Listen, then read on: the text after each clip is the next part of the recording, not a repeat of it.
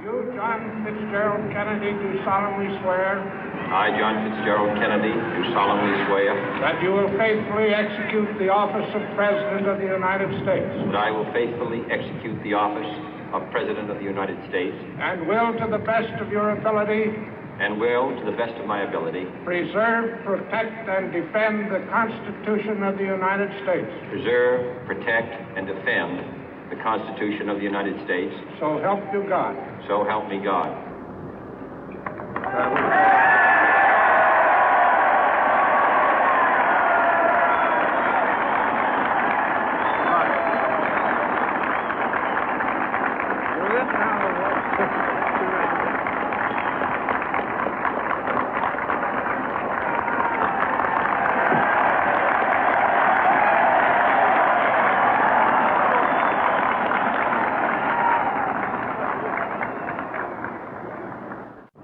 Vice President Johnson, Mr. Speaker, Mr. Chief Justice, President Eisenhower, Vice President Nixon, President Truman, Reverend clergy, fellow citizens.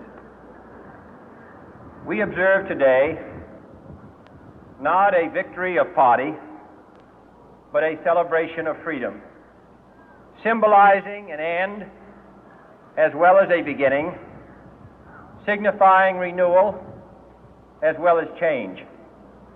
For I have sworn before you and Almighty God the same solemn oath our forebears prescribed nearly a century and 3/4 ago. The world is very different now, for man holds in his mortal hands the power to abolish all forms of human poverty and all forms of human life. And yet the same revolutionary beliefs for which our forebears fought are still at issue around the globe. The belief that the rights of man come not from the generosity of the state, but from the hand of God. We dare not forget today that we are the heirs of that first revolution. Let the word go forth from this time and place to friend and foe alike that the torch has been passed to a new generation of Americans born in this century, tempered by war, disciplined by a hard and bitter peace, proud of our ancient heritage, and unwilling to witness or permit the slow undoing of those human rights to which this nation has always been committed and to which we are committed today at home and around the world.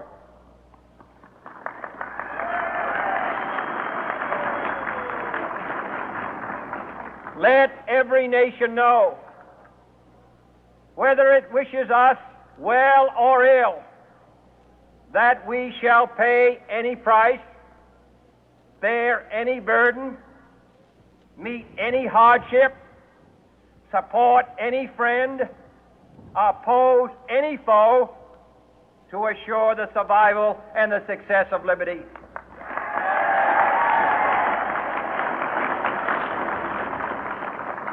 This much we pledge and more.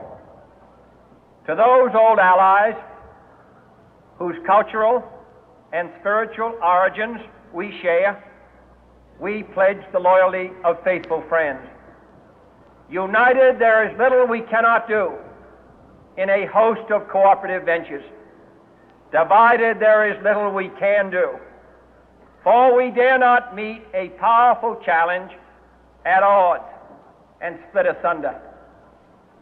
To those new states whom we welcome to the ranks of the free, we pledge our word that one form of colonial control shall not have passed away, merely to be replaced by a far more iron tyranny.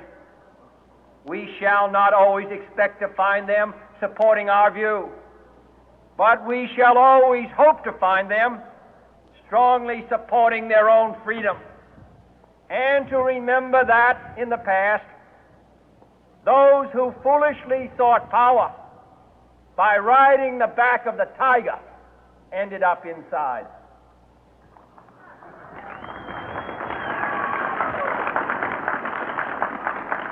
To those people in the huts and villages of half the globe struggling to break the bonds of mass misery, we pledge our best efforts to help them help themselves for whatever period is required, not because the communists may be doing it, not because we seek their votes, but because it is right.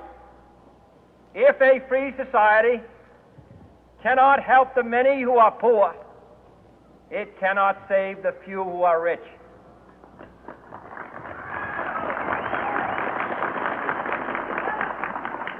To our sister republics south of our border, we offer a special pledge to convert our good words into good deeds, in a new alliance for progress, to assist free men and free governments in casting off the chains of poverty.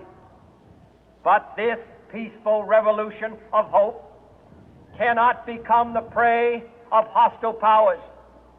Let all our neighbors know that we shall join with them to oppose aggression or subversion anywhere in the Americas.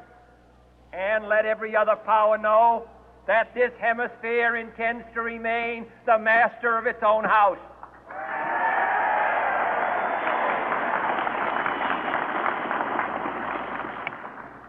To that World Assembly of Sovereign States, the United Nations, our last best hope, in an age where the instruments of war have far outpaced the instruments of peace, we renew our pledge of support to prevent it from becoming merely a forum for invective, to strengthen its shield of the new and the weak, and to enlarge the area in which its writ may run. Finally, to those nations who would make themselves our adversary, we offer not a pledge, but a request that both sides begin anew the quest for peace.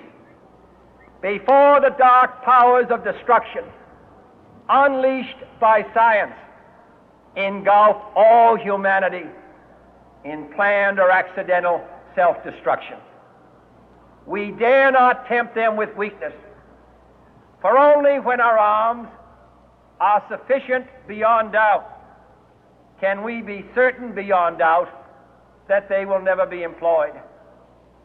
But neither can two great and powerful groups of nations take comfort from our present course, both sides overburdened by the cost of modern weapons, both rightly alarmed by the steady spread of the deadly atom, yet both racing to alter that uncertain balance of terror that stays the hand of mankind's final war.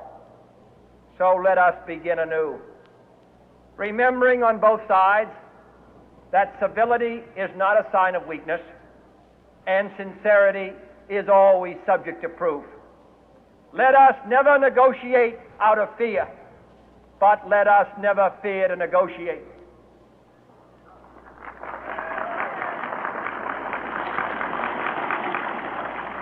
Let both sides explore what problems unite us, instead of belaboring those problems which divide us. Let both sides, for the first time, formulate serious and precise proposals for the inspection and control of arms, and bring the absolute power to destroy other nations under the absolute control of all nations.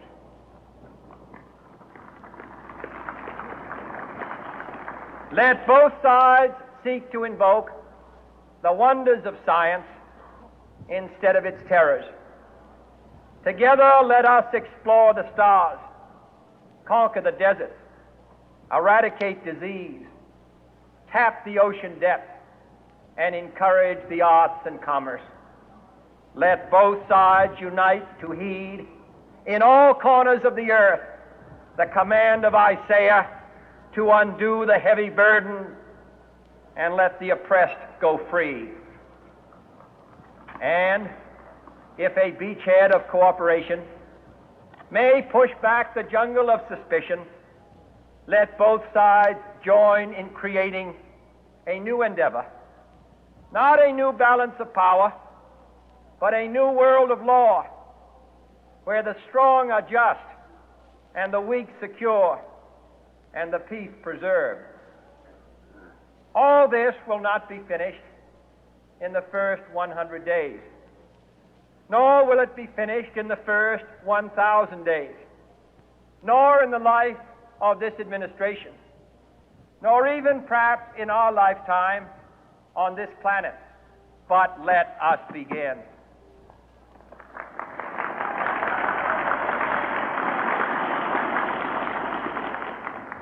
In your hands, my fellow citizens, more than mine, will rest the final success or failure of our course. Since this country was founded, each generation of Americans has been summoned to give testimony